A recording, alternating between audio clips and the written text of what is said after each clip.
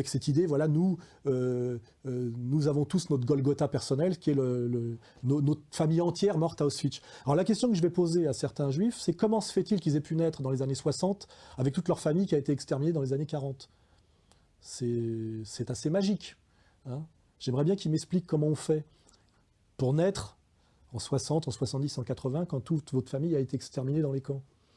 Je veux dire, à un moment donné, il faut arrêter de nous prendre totalement pour des imbéciles. Je sais bien que on est face au peuple du miracle, hein, je veux dire, miracle démographique, où d'un peuple génocidé double sa population en France, par exemple, entre 40 et 80.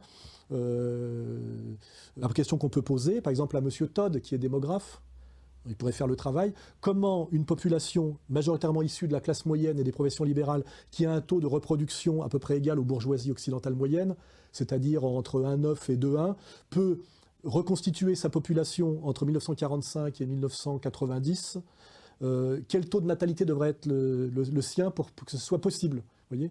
Ça, c'est une vraie question qui est posée. Je pense que cette question ne tombe pas sous le coup de la loi. Hein, comment on reconstitue pratiquement la moitié de sa population détruite en ayant un taux de natalité de 2 ? Il faudrait arrêter de raconter n'importe quoi, on est quand même dans le droit de vérifier, mais il n'est pas possible d'être né dans les années 60, 70 ou 80 quand tous vos ascendants ont été exterminés dans les années 40. C'est pas possible, donc à un moment donné, il faut revenir un peu au sérieux. Hein.